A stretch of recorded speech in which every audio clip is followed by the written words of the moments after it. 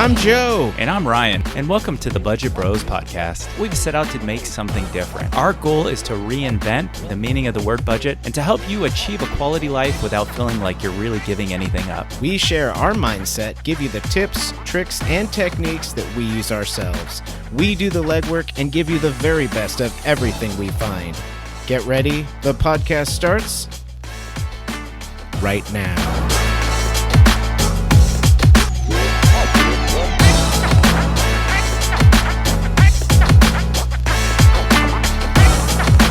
Welcome to episode 9 of the Budget Bros podcast. Ryan, how you doing, buddy? Doing well. How are you doing, Joe? You know, this week I did something I didn't think I would do. I bought a Rubik's Cube. That's pretty sweet. And I'm looking, and it's not quite Rubik's.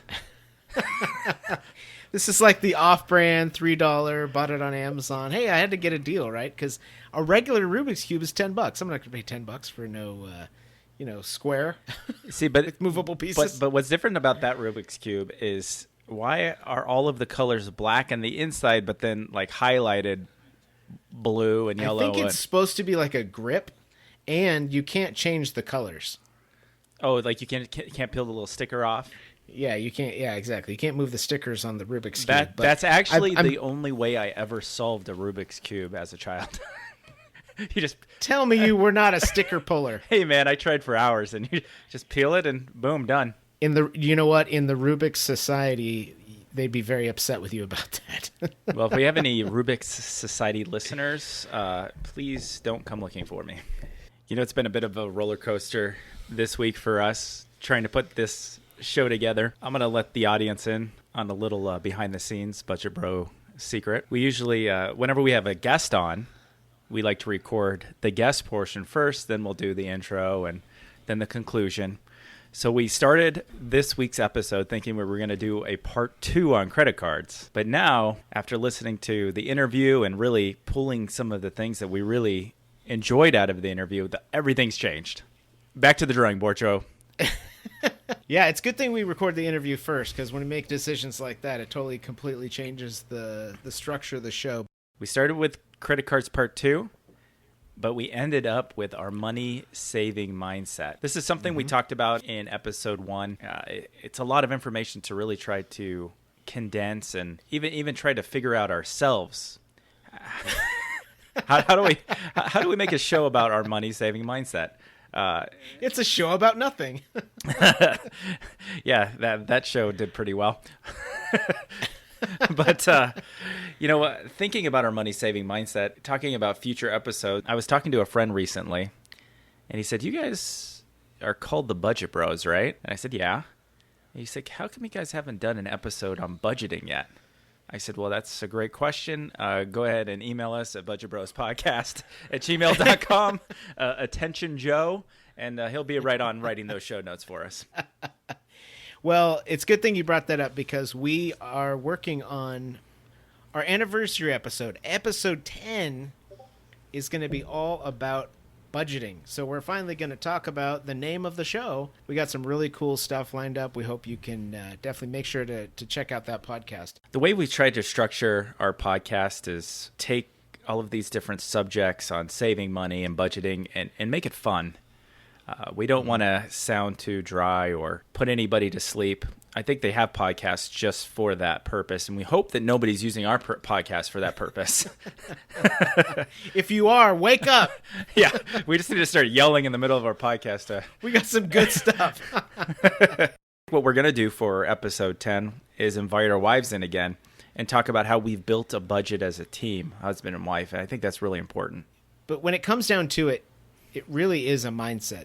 It's almost like a diet. You don't just one day decide you're going to just only eat fruits and vegetables. You learn about the process, and then you see the benefits in your life.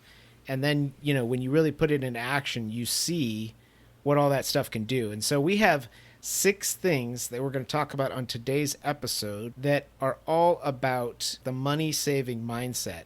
And each of these 6 things are things that you can implement in your life right away that'll be really beneficial to your wallet. and it'll provide you some wallet relief. And then we have our interview with Andrew, and he's going to go over his money-saving mindset. I mean, this guy, we mentioned him last week. He's the one that used credit card points to engineer a 28-day trip to Asia with all free airfare and free hotel nights. He's like Budget Bro 2000. Yeah, if we're the budget bros, he's like the budget great-grandfather. Some of the things that he talks about was that he was able to retire before he was 50 because of some of his budgeting techniques. And he shares a little bit of his background with us and his approach. Now, what we like to do with all our guests is find out their money-saving mindset, their approach. We're not trying to tell anybody that that's what you have to do. We just want to share all of this information and let you find your own path, find your own way of trying to implement what you like and what you don't. Yeah, and what I really like about these interviews is we have our mindset. We have a technique and a skill and the way that we save money and things like that. But each individual has some other things that they can bring to the table. So he does things differently than we do in certain circumstances. We'd love to be like that. He's made it like his hobby. You know, some people paint, some people collect baseball cards. He does this for fun. And what I really like is not only is he willing to share this information and really help people. In fact, offline, he was able to tell me some ways that I could maximize some of my own credit card benefits. But, you know, he's not a millionaire. He never made hundreds of thousands of dollars a year. So he was able to take kind of what many would consider a normal salary and use some of these benefits, rewards points, hotel points, and really do some cool stuff with it. Good for him. I don't think that a lot of people, especially myself, I'm not as disciplined as he is. That approach might not work for me, but there are people out there who are going to say, hey, wait a second, maybe I can do just what this guy is doing. You know, the FIRE movement has been picking up a lot of steam. FIRE stands for Financially Independent Retire Early. And that's what a lot of people are heading towards. In fact, there was a podcaster right when we started who was really nice. I think he reached out to you. He has a whole podcast on the FIRE movement. The interview that's coming up, you can hear the intensity in his voice about how he lives his life. He's been able to basically figure out a way to take advantage of credit cards that are offering bonus points, rewards points, cash back, whatever it is, and fuel his lifestyle after retirement. And don't forget to stick around for our money-saving tip of the week. This week, Joe's going to be giving us that money-saving tip. He's going to tell us about the best site that you can go to get a higher interest rate on your money, while at the same time getting a lower interest rate on your loans. So stay tuned for that. I don't know. Do you trust me? Do you trust me with the money-saving tip of the week? Well, Abby took it last week. You could take it this week. Who knows who's going to take it next week. Ryan's definitely going to do it next week. Well, you know what? Maybe we'll do an all four for next week for our signature 10 episode event. And then we'll give all of our content for our future episodes away in one in one shot. Exactly. So getting into the first segment of our show today, we're going to talk about our top 6 money mindset principles. Now, Joe, can you please say that 5 times fast for everybody? The top six money mindset principles. Oh, you nailed it, man. You know, it's funny, whenever we have a difficult task on the podcast, I'll try like 2 or 3 times. And finally I say, so Joe, can you tell us a little more about that? Yeah, so anytime you hear on the podcast, hey, Joe, tell us more about that. He's already tried it 2 or 3 times. Yeah, and I say... And vice versa, too, vice versa. Yeah, and then I say, Joe, just cut that later. You go ahead and take that portion. So number 1, our first money mindset principle, don't spend more money than you make. Now, this... Wow, that seems so obvious. It might seem obvious, and this might be hard to do sometimes. Sometimes you might be in a jam. This might not always work for everybody. But there are times when we tend to overextend ourselves. We see something that we have to have right now, and instead of saving for the future, we just put it on a credit card. We worry about it later. That's a good way to start racking up debt. You get to the point where you're only paying interest on your credit cards. Those initial payments, like we talked about in last week's episode, the lessons that our wives had to learn the hard way, by doing that, you could really be digging yourself a deep hole that takes years to get out of. I've been there. I have spent more than I made early on in life, and I really got in some difficult situations. And so maybe you're dealing with that right now.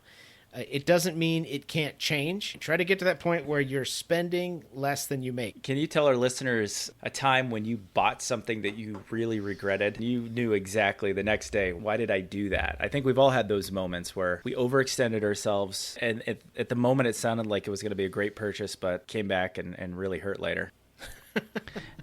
You know what? I do have one. When my wife and I first got married, we needed some furniture for our bedroom. So obviously, being of the money-saving mindset, we thought, okay, I'm going to look on Craigslist. And this person was offering brand new furniture that had come from Overstock.com. And they had advertised it, they had pictures of it and everything like that. But it was still in the boxes. And you know how furniture gets shipped? It's all in pieces. So we went to this lady's house like 30 miles away and bought this furniture. And it was like, it was like 3 or 4 boxes. It was like night tables and a bed and, it was like a whole room's worth of furniture. So we get all these boxes in the car and we drive back home and I start putting this furniture together. And all of a sudden I'm like, wait a minute, are we missing this piece? Oh, we're missing this piece. So basically we got like 2 night tables out of like what should be an entire bedroom set. Oh no. And instantly regretted that we didn't, look in the boxes, look at the instructions and make sure we had everything. And we ended up driving to the lady's house. We called the police. The lady came out with... this is 911. What's your emergency? I didn't get all of my pieces on a lady on Craigslist. Can you meet me at this address immediately? Full disclosure, we tried to work with this lady, but she... obviously was a scammer and she wasn't really communicating with us. So we tried several times before we actually called the police. It's funny because we got there and she knew exactly why we were there. We were knocking on the door, and she opens the garage and she just gives us like these extra few pieces. These must be the pieces you're missing. Oh, so she had them. But she had hundreds of boxes in her house. And you can tell that's what she did. I don't know if she bought a pallet or something like that, but yeah, that was a big regret. And we ended up getting, I think the dresser came together too. So we had 3 pieces of furniture, which should have been a lot more, but.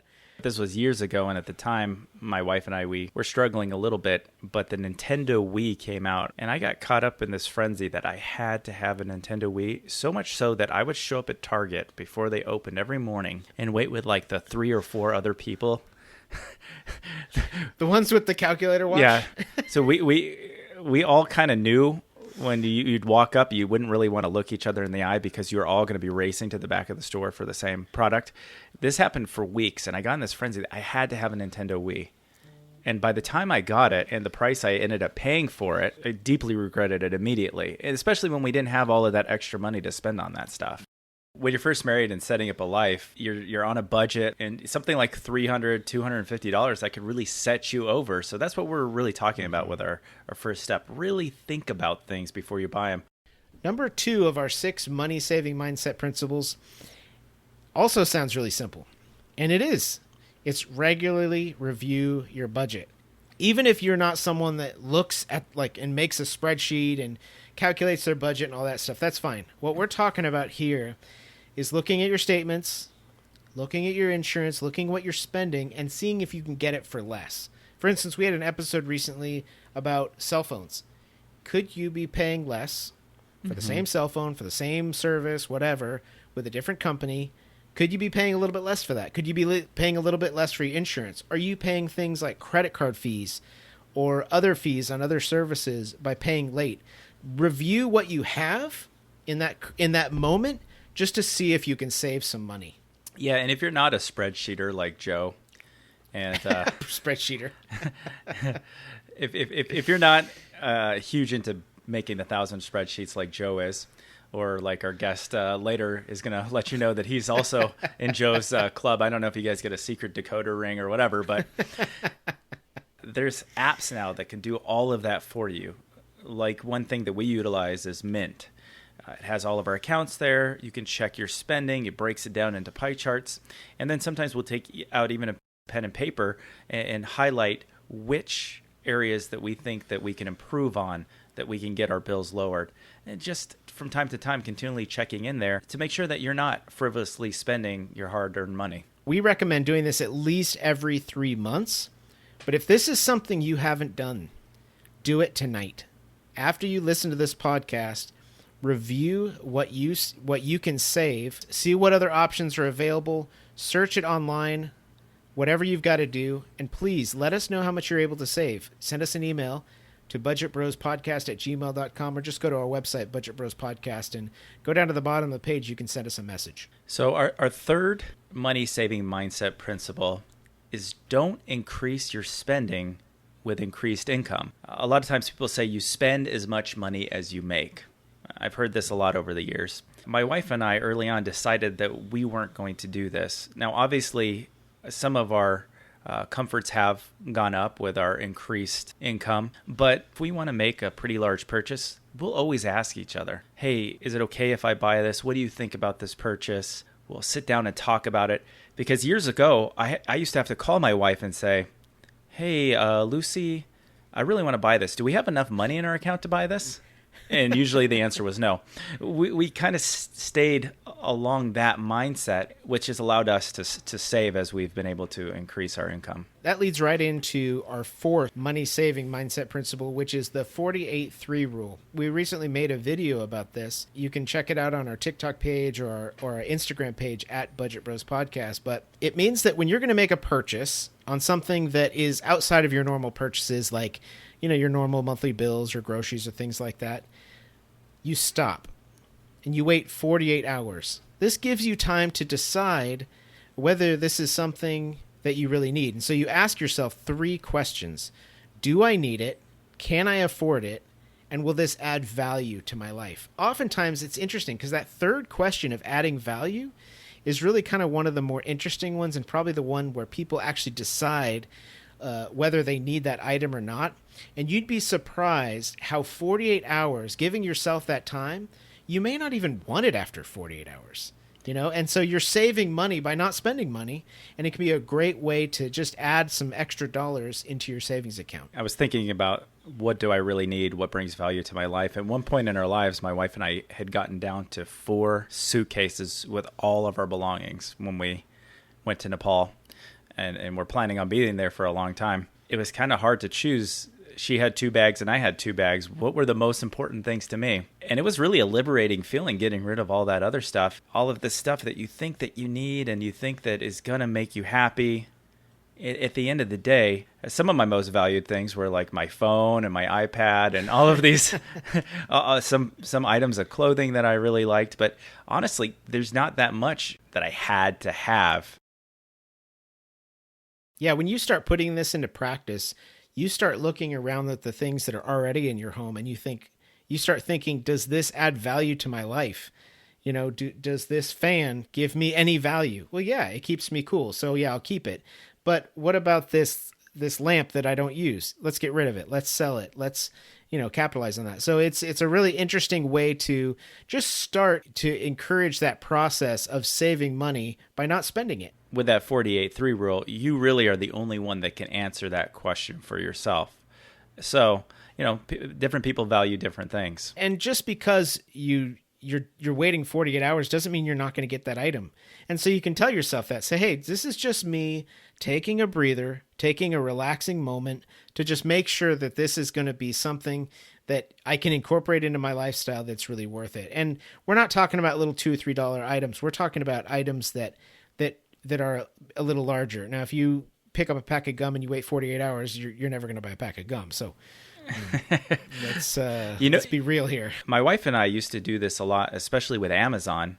We'd put an item in our cart, we'd wait 48 hours, and oftentimes we noticed the item would actually drop in price because Amazon really wants you to make that purchase. So this might be another way to save money. Plus, you can set up price alerts with WikiBuy or with Honey, and you can get alerted if the price goes up or down with those things on a 5% or more marker. And just real quick on those price alerts, one of my main strategies is when I know I need to buy something really expensive or I'm planning on buying something really expensive, I'll actually look months ahead of time. Like I want a new laptop right now. I set up a couple of price alerts on the deal websites I like to go to. We mentioned slickdeals.net before. And I'm just waiting for the right price to hit to buy that item. Being patient can save you a lot of money. And talking about buying these big ticket items or treating yourself with something, that's actually our number 5 money saving mindset principle. Splurge a little. Now, if you've been saving well for a long time, you know that there's something that you really want. It's going to bring you a lot of value. Well, once you have enough money built up, buy that item for yourself. Now, we're not talking about buying every little thing. Being patient, using a lot of these rules that we've already talked about, making sure that you have more than enough money to pay for it. That's when you treat yourself. Yeah, I think some people get into the trap, the savings trap. And you can get, saving is very addictive if you start getting into it. But the purpose of money is not just to have it, right? When you have enough money to buy something, you want to have enough for a rainy day and make sure you've got enough just in case there's an emergency or you lose your job or things like that. But there are things that we can buy that are helpful in our lives. I think about when I first moved into this house, the garage door that came with the house was one of those that didn't bend. So it was just like, imagine a garage door that was all glued together and it would raise up and it would come out. And if you park too close to the garage, it would hit the car. Okay. So it was, I shopped around for a long, long time and we were able to get a garage door for $1,000. And I tell you what, I would spend double that for the value I get about having a garage door that goes up and down without, that's automatic and hits doesn't hit a car when it opens. As long as you can pay for it in cash or use a credit card and pay that credit card off immediately, there's nothing wrong with that. Yeah, and I think that's an important point that you hit on there, Joe. If you have the money, if you've saved it up, and it's not going to take, we're not talking about huge expenditures. We're talking about things that are well within your budget. Go ahead and treat yourself with those items that that's going to add value. And when we're talking about especially things around the house like countertops, buying those items increases the value of your home as well. So those are never bad purchases. I think about you buy something like a big appliance or something. I always think about this because we bought our refrigerator.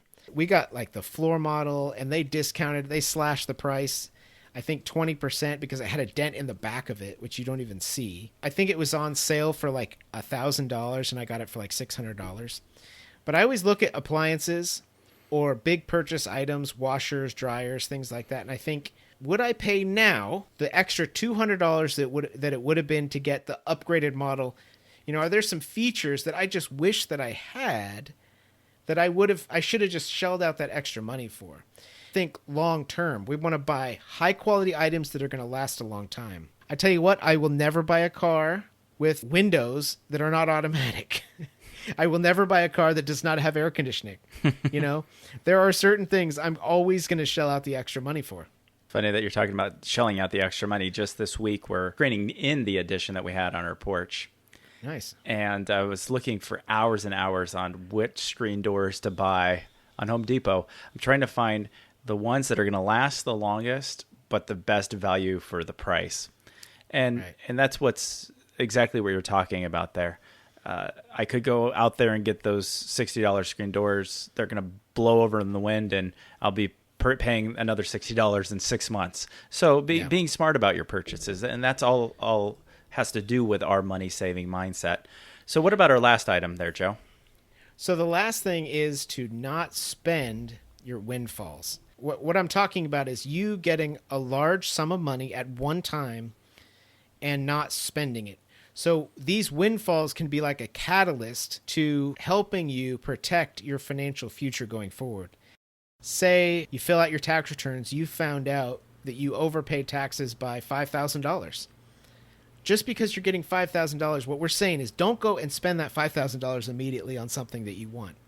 Save that money. Treat yourself, like we just talked about, to something small, but save it. Say you have zero, you're at like zero, you have $0 in the bank and you have, all these expenses and you have a job and you're living paycheck to paycheck. That $5,000 or $2,000, whatever it is that you get from your taxes, can really go a long way to you feeling really good about your own situation.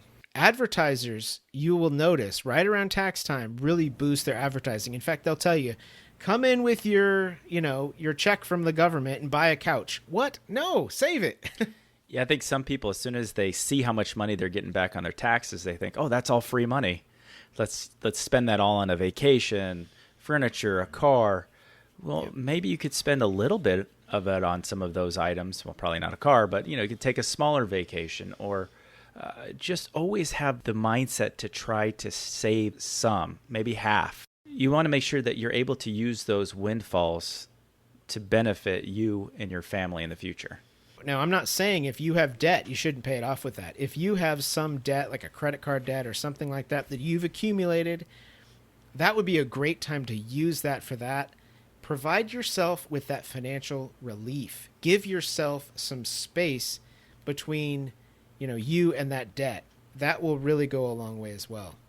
So those are our 6 money-saving mindset principles. We could go on and on about all the different principles that you could use to save money, but we thought those were some good starter money-saving mindset principles that you can use right now in your life. And if you have others, please email us. Let us know what things that you think are things that you live by that are really beneficial. And if you need any help in this regard, we're happy to answer all of your questions. Just send us an email, and we'd be happy to answer your questions or even answer them on our podcast. So now it's a good time to get into our interview with Andrew, and let's try to learn his money-saving mindset.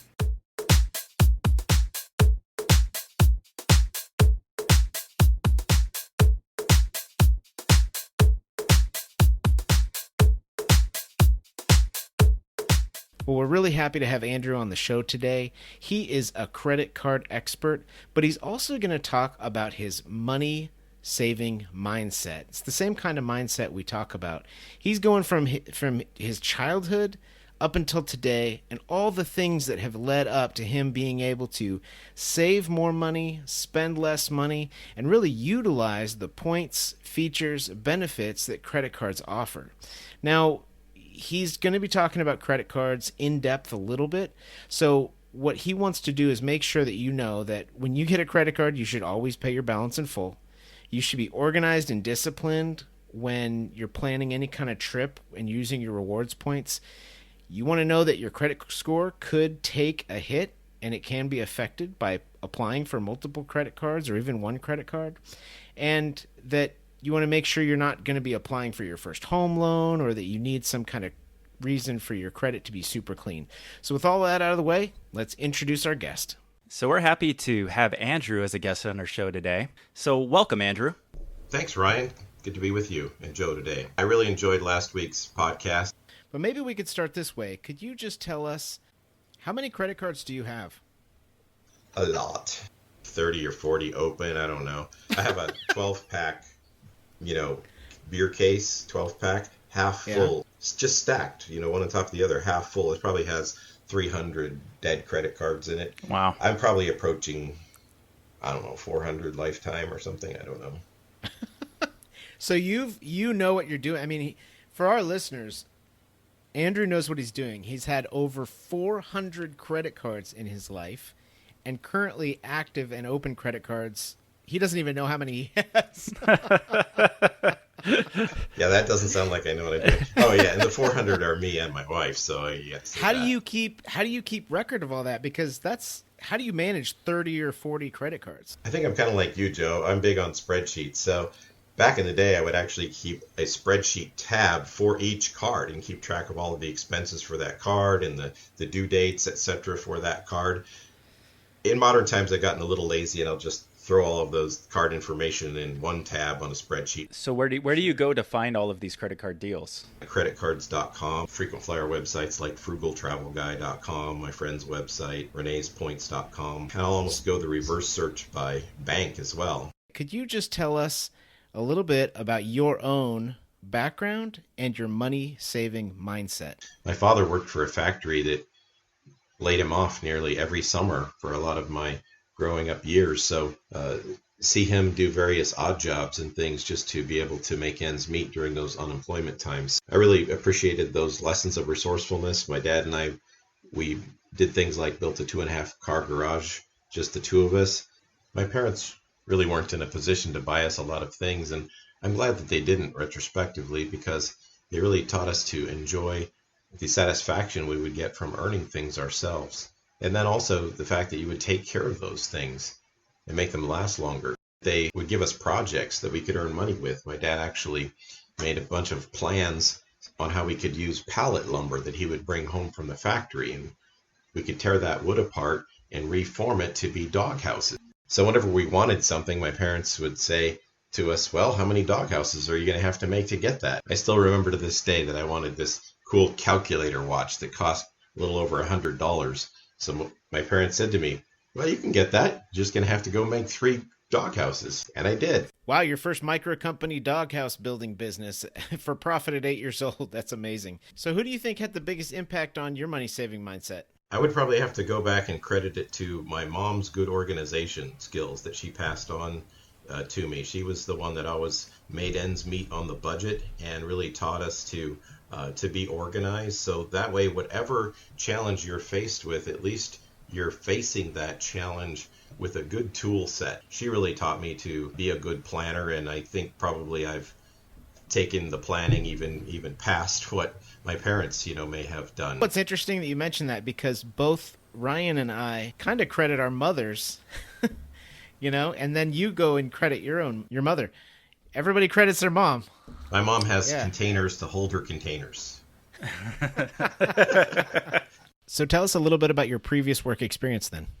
So I ended up doing drafting for some of the copper mines in Arizona for quite a few years. Sometimes it would take about a month to get paid. So that actually made my wife and I continue to always budget very well from the start, because we didn't really know when the next paycheck was coming. So what would you say some of the basic things that you've done in your life to maximize your savings and to minimize your spending? We really just always kept our budget meager and only what we needed. We almost always bought used cars, 2 years old, 20,000 miles, something like that.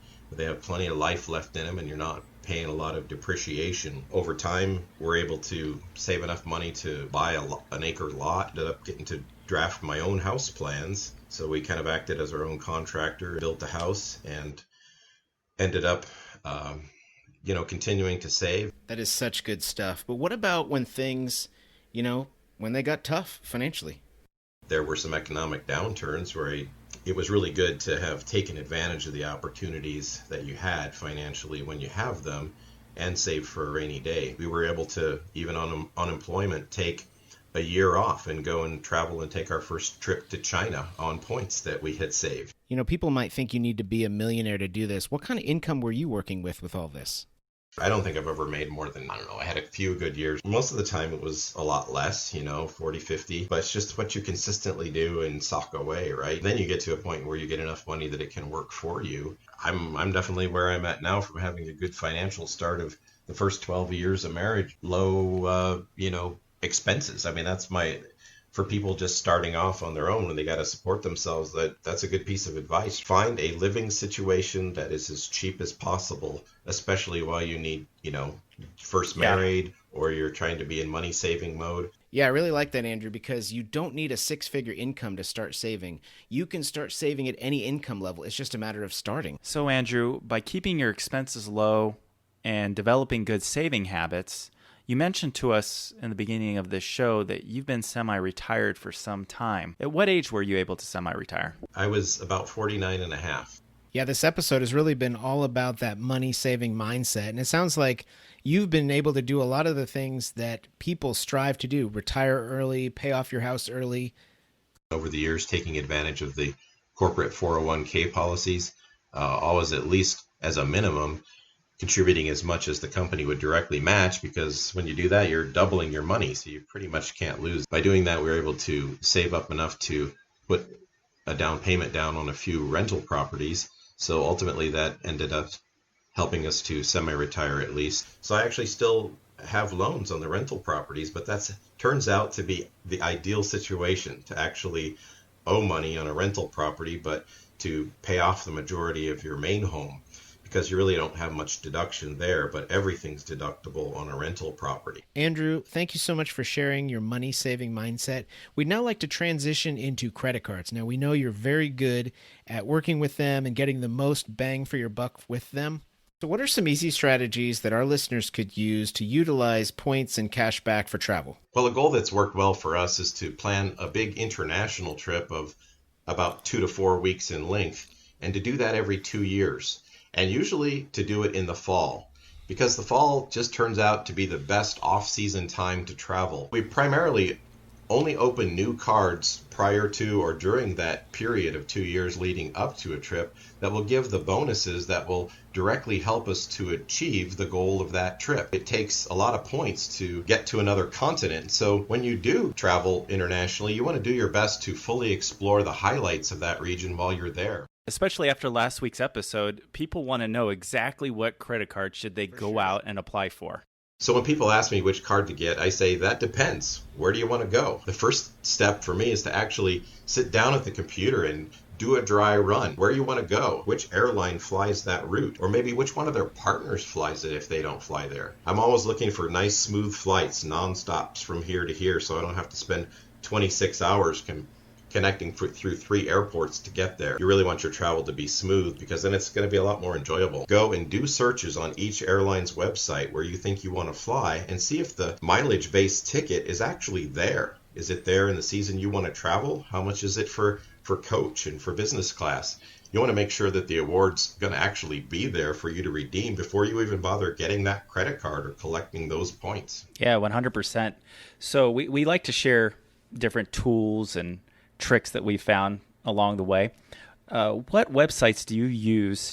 Well, one tool that will help you to see which rewards program can help you to achieve the right free flight on a particular routing is Award Hacker. I like that one because you can put in point to point where you want to fly, and it'll show you which airlines are all involved, as well as their partners. I like that it also does a good job of reminding you where you can actually double up on your points, and you maybe are collecting United Mileage Plus points. You can at the same time collect Chase Ultimate Reward points, which you can then convert to be more United Mileage Plus points. You can also use Delta SkyMiles along with American Express membership rewards, as those two programs work together, and you can double up your points there. So what about hotels? Because, flights are one thing. Hotels are a completely different thing. What about, what do you use to research hotel credit cards? I love the simple site called awardmapper.com. It shows me which hotel chains have a good presence in any of my regions of interest. You can actually refine the view to show on a map just the hotels, for instance, from Marriott chain. And then even within the Marriott hotels, you can look to see if there's any bargain properties in good locations. Maybe you're going to choose a Sheraton or a Marriott that has a great location rather than 2 to 3 times the points it might take for a Ritz-Carlton property. So when you're planning a big trip, it takes such a chunk of miles, maybe 60,000 or 80,000 miles per person each way. So you're likely going to use miles from one credit card or airline program for the trip over, and an entirely different program's miles for the trip home. So using all these different techniques, how much do you estimate that all of this has saved you over the years? I don't keep perfect track, but on just one trip that had all international business class airfare and mostly 4 to 5 star hotels, we saved nearly $30,000 on that one trip alone for 3 of us. So I would say that over the years, we've saved well over $100,000 and possibly approaching even double that.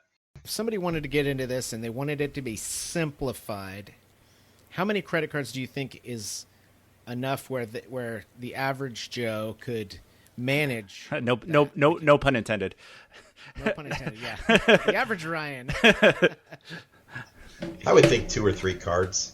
Some are going to have the categories for things like paying your cable bill, like Chase Ink Preferred, office supplies, those kind of things. And then other cards are going to give you 3 times or 5 times cash back or whatever on groceries.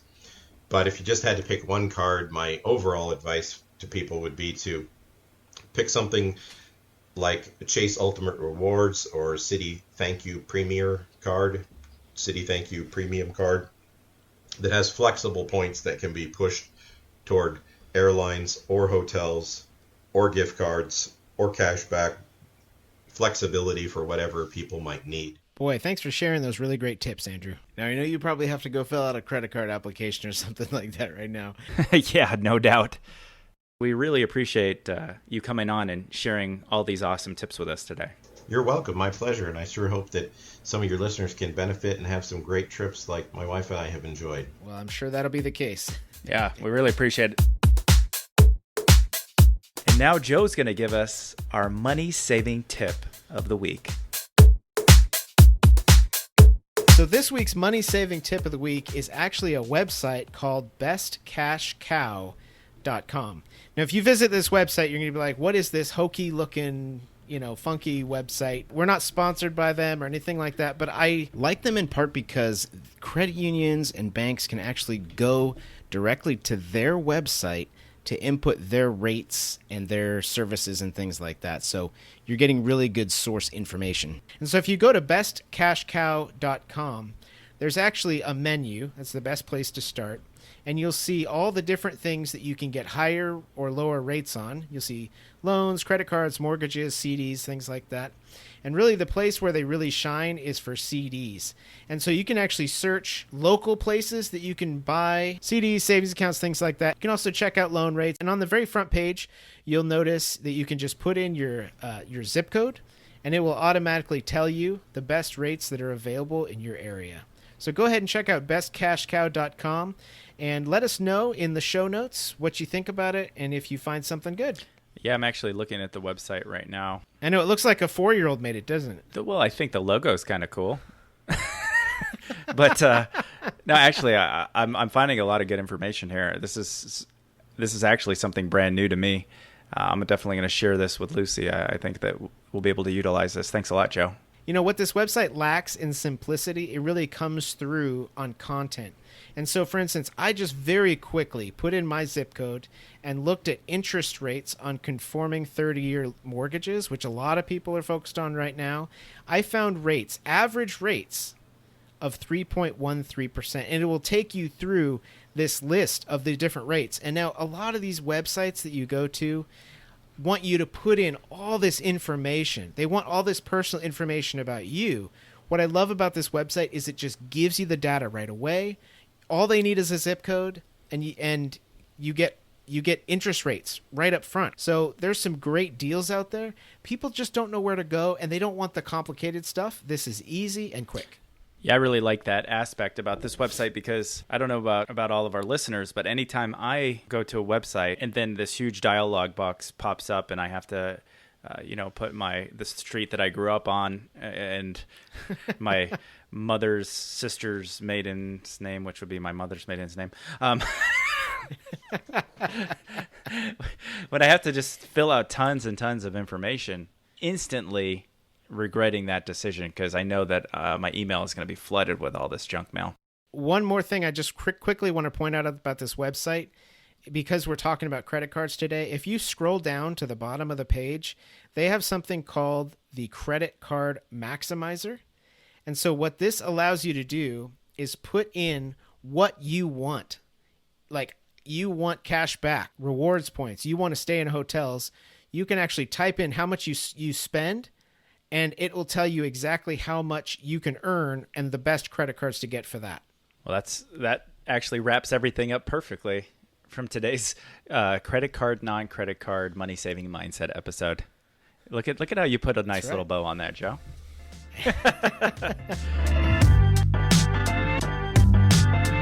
Just one thing I want to say towards the end of this podcast is that we currently do not have any sponsors. We're doing this all for free. And we just love this information. So we really hope that we know you're not going to send us buckets of cash or anything like that. But we would like you to send us your questions and your feedback and things that you maybe want us to address on the show. We're always looking for new ideas. And if you're a budget bro too, if you're somebody that really likes to save money and you have some great ideas, we'd love to hear those too. So visit budgetbrospodcast.com to send us that information. Follow us on Instagram at Budget Bros Podcast, because we're putting videos up like you wouldn't believe. There's lots of really great content on there, and we thank you for tuning in. So we'll see you in 7 days. Take care. Take care.